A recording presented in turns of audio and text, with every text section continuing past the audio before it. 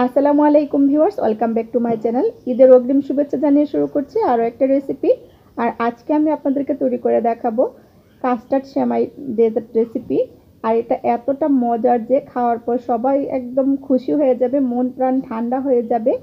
আর এটা বলতে পারেন মন প্রাণ পাগল করার ডেজার্ট রেসিপি। আশা করি আপনারা ঈদে একবার হলেও ট্রাই করবেন, আমাকে কমেন্টস করে জানাবেন। তাহলে চলুন মূল রেসিপিতে।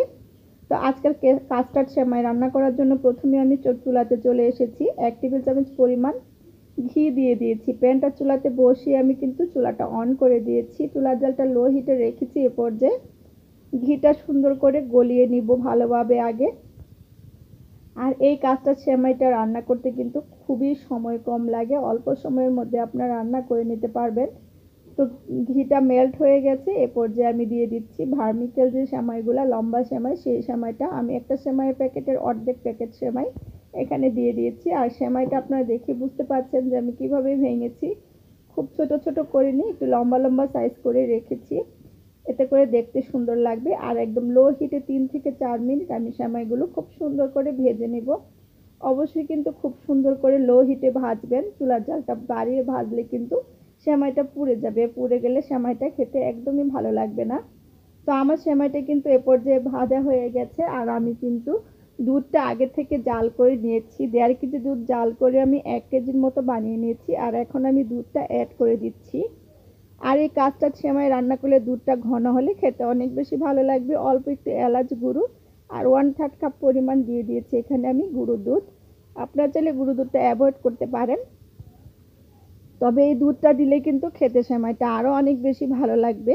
খুব সুন্দর করে নেড়েচেড়ে 6 থেকে 7 মিনিট সময় ধরে আমি এটা ফুটিয়ে নিব। তার আগে তারপর আমি চিনি অ্যাড করব। তো আমি কিন্তু ফুটিয়ে নেওয়ার পরে চিনি অ্যাড করেছি। চিনিটা দেওয়ার পর কিন্তু দুধটা আর একটুখানি পাতলা হয়ে গেছে। এ পর্যায়ে সেই যে দুধ, এখানে আমি 2 চামচ পরিমাণ কাস্টার্ড পাউডার 1 কাপ দুধ দিয়ে খুব সুন্দর করে গুলিয়ে রেখেছিলাম, সেটা দিয়ে দিচ্ছি। দেওয়ার পর আবারও নেড়েচেড়ে সুন্দর করে আমি এটা 2 থেকে 3 মিনিট রান্না করে নিব। এর থেকে কিন্তু আর বেশি রান্না করার প্রয়োজন নেই। আর এই কাস্টার্ড সেমাই রান্না করতে কিন্তু সময় খুবই কম লাগে যদি দুধটা আপনারা আগে থেকে জাল করে নেন তাহলে। আর কাঁচা দুধ নিলে সরাসরি সেক্ষেত্রে 15-16 মিনিট চুলার জালটা হাই হিটে রেখে জাল করে নেবেন। তো দেখুন আমার কিন্তু সেমাইটা রান্না করা হয়ে গেছে। ঠিক এরকম যখন ঘনত্বটা আসবে এরকম সময় আপনারা চুলাটা অফ করে দিবেন, দিয়ে সেমাইটা খুব সুন্দর করে ঠান্ডা করে নেবেন। তো আমি সেমাইটা ঠান্ডা করে নেওয়ার পর এখানে দিয়ে দিয়েছি, এখানে আমি বাদাম কুচি দিয়ে দিয়েছি, তুকমা দানা দিয়ে দিয়েছি। 1 টেবিল চামচ পরিমাণ তুকমা দানা আমি ভিজিয়ে রেখেছিলাম, সেটা দিয়ে দিয়েছি। আর এখানে পাকা একদম মিষ্টি দেখে আম নিয়েছি, পাকা মিষ্টি আম দুটার বেশি অর্ধেক পরিমাণে আমি এখানে দিয়ে দিয়েছি। আপনারা কিন্তু ফলটা আপনাদের পছন্দ মতো যে কোনো ফল দিয়ে এই কাস্টার্ড সেমাইটা তৈরি করতে পারেন।